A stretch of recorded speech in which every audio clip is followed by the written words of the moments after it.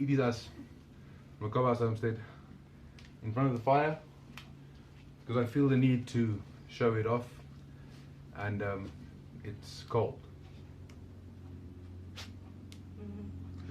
Yeah, so first of all, thank you for continuing to watch and commenting and liking and I think sharing. I think I saw some shares. It helps. It helps me keep going with this channel. So yeah. So my topic is prepping. The various levels of prepping. I'm just going to start with the first one, the most basic prep that I heard today that I didn't think about, but actually makes sense. Even when you take out car insurance or house insurance or life insurance, that's a form of prepping. You are preparing for something that's to come. Hopefully not. Hopefully not. However, there is a problem with that kind of prepping.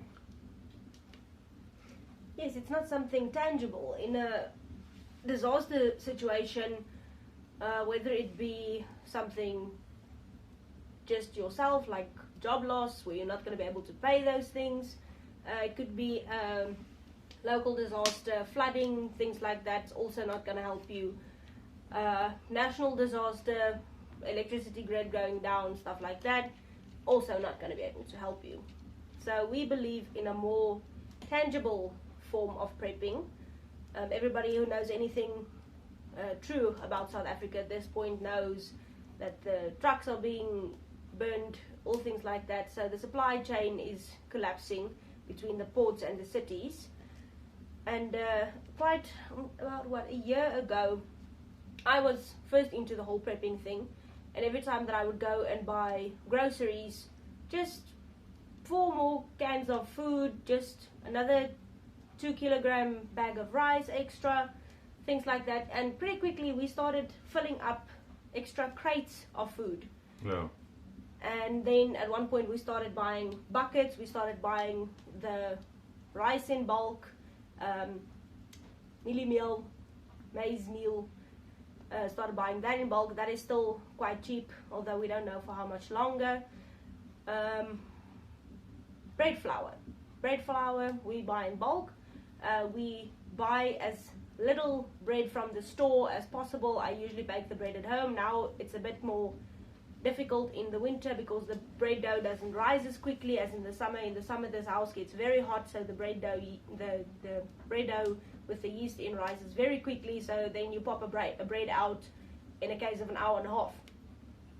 But yes, it's simple, stupid skills that I feel that every person should know how to do. If there's a big collapse and there's no more food in the stores, what are you going to do? How are you going to feed your family? So just being able to store a few extra bottles of water, a few crates of food, just for 3-4 months. 3-4 months sounds long for a disaster situation, but I mean, if we look at the situation, what's happening now in Venezuela, it's been going on for longer than just a few months. The other thing is medical supplies. With regards to medical supplies, we have stocked up so much. I've got a full kit in the house, a full kit in the car, the full kit in my backpack for the motorbike, for when I'm at work or on the road. And this is just basic that's a full plasters, disinfectant, gauze, stuff like that. We're not even talking about going for first aid classes and suture materials and all that kind of thing. It's just the basic. Learning how to put in stitches and things like. We're not even there yet. We're just on the basic, just having the small medical stuff in your house, because pharmacies are going to be cleaned out very quickly in a disaster situation. People are going to, not even people that need medication, they're just going to basically loot the pharmacies to resell those drugs at a later point. Yeah, it's a very good drug for people to use as bartering items. If you are up against the gang and you have a whole box of Oxy or something, sure, you can go and barter. So we don't get Oxy here, but other strong whatever. pain medication like Tramacet, stuff like that, Schedule 7 pain medication. Yeah, you're sorted. Mm-hmm. But now the thing is, we have that. I have quite a bit of experience with using these things because I tend to cut myself a lot and grind myself a lot and weld myself a lot, and I tend to inflict pain on myself because I don't think. So luckily for us, we know how to use most of these things. Problem, if you buy one of the best kits on the market, medical kits, you will have triangular plasters. What do you use them for? Or not triangular bandages. What do you use them for? People don't know this. You will have gauze. Where do you use gauze? You will have stretchy plasters. You will have normal plasters, waterproof, all these kind of things, and then you go up into the levels to things where you look at it and go, yeah, I'll probably figure this out and then carry on with your life. No, you won't. You need to practice that. We are still at level 1 of prepping. This isn't a proper preparedness for SHTF. This is, I need to start prepping. This is what we're doing now. This is what is, with this whole discussion now is, I'm going to start getting into it. And also, if you have these, please buy the puppies food in bulk, so that if there's a situation that you can feed your dogs, because the last thing that any dog owner who cares about their pets want to do is watching their dog starve in front of their eyes because they didn't prep the dog food. So we buy the big 25 kg bags of dog food, and that lasts them, and that lasts them quite a while. So yeah, if there's a situation, we will at least be able to feed them as well. Now, this is the one that takes about 1% of the dog food. The other two, however, they tend to. And that's the other reason why I buy the maize meal in bulk, is we make the pap, as we call it in South Africa, and I mix it in with their pellets. It makes their pellets last quite a bit longer. And in the winter, it helps the tummies go all warm and fuzzy inside. And then they love you longer. But now back to my little ranting. If you don't check what you're doing with your supplies and how to use your supplies, you are an idiot. Basic.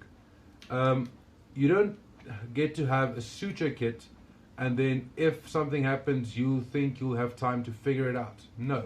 Sutures are for people who are bleeding out and they need attention now. So therefore, don't figure it out when someone gets shot or cut or something. We'll link a video somewhere in the description, a very nice video that I came across one of the other prepping channels the other day. It goes through an entire list of books with knowledge, tangible books. At this point, what I do is I will find a book that I can download in PDF, and I will download it and then I'll print it, because obviously if the grid goes down, you're not going to be able to open a laptop or go on the internet and try and look this up. So I will, any knowledge that I can find on advice from nurses from World War I, stuff like that. People who have actually been in these situations and things that work, because also what people don't think about is what's in a book doesn't always work in the field. We will link that onto our Facebook page. That way it's easier to get hold of. Go to our Facebook page, Cobb House Homestead, same as this one, on Facebook. Go check it out, like and follow and everything, so you don't miss out on other things, because most of our little plants and things are going on there at the moment. Seeing as what's needed at the moment is these kind of videos, not, oh look, bunnies. We'll have them again soon enough. People think the bunnies are very cute, but the bunnies are for, it's a protein source, it's food. The bunnies are not supposed to draw people to the channel because they're cute. To give you an idea, it's starting off on a tangent here, but the Rex, only you get about 1.5 kilos, not even 1 kilogram of meat out of the rabbit when you harvest, and that is enough meat to feed us 2 meals basically. We've had one rabbit cut up 2 times. So if you use it sparingly, you'll probably get to 3 meals out of one rabbit. The New Zealand's are twice as big, so that it's almost 3 kilos of meat for one carcass. Yeah, it's almost 3 kilos of meat for one carcass, so that's divide that by 3. I mean, a kilogram of meat is still a lot. If you think that in a normal restaurant, protein portion of chicken or whatever is 200 grams. So this is level 1 of prepping. Level 1 of prepping. I'll recap quickly before we say goodbye. Get extra food. make a plan to store that food in a airtight, watertight, relatively rugged, anti-mouse, anti-rat, Yeah, preferably off the anti-dog, ground. anti-dog as well. We had a situation with a mouse a while ago. Yeah, mice are problems. So that's level 1, food. Get it safe, get it secure. Level 2, And water also goes with that. water goes with it. We've got a big fridge here, That's there only and water. there. Just water. But level 2 we'll get to. Level 1, food and medical supplies. Not for sewing anyone up, not medical degrees, not... Do your research, get yourself acquainted with your pack and know how to use it. Just plasters, disinfectant, normal pain pills. The last thing that you want is one of your children getting hurt and you can't even give them a pain tablet or something like that. Just a stupid little thing. So yeah, get your level 1. Get your level 1 prepping going. Make sure that should the grid go down, you are sorted for at least 2 to 3 months. If it can be longer, brilliant. If it's not... If the grid goes down, candles, matches, lighters, paraffin, gas bottles. Just normal stupid Wood. things. Wood. That is why he built the fireplace, because it's just too expensive to put on gas heaters or electrical heaters for that matter. So make sure that what you prep, what you get for your level 1 is something you can store in your house. Level 1 prepping is in your house. You're not going anywhere, you're not bugging out, you are not... That's your bug in. That's not getting to defending your bug in yet. That's not nothing there. We will get to that in a later video.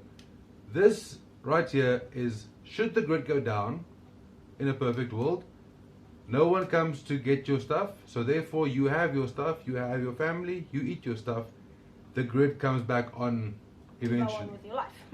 So that's level 1. I'm going to stop with this video there because, well, I think it's long already. Probably.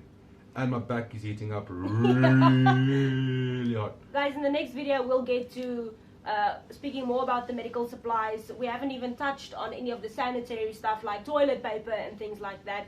A toothbrush. Yeah, the extra toothbrushes for if in some of your family maybe pitches up at your house, make sure you have extra toothbrushes, toilet paper, things like that. Next video is going to be a bit more In depth. And if you want to wait until you hear anything about guns and defending and shooting and that's probably level 5. This is a thing that you need to do research on in depth. Get into it. Go and look at YouTube videos. I mean, there are a lot. Yes, if you want to see videos that endorses guns and what type of rifle you need and the ammo that goes with that, we're not going to be covering that on this channel. I'm not going to show you any guns on my channel because, for one, no monetization, and number 2, South Africa is a place where if someone that knows you have guns, they might rat you out, number 1. Number 2, come and get your guns, or number 3, send someone to get them, or the government sees them and the government comes and collects them. SA, no guns. Me, no guns. I've got dogs. Bye. Bye everyone.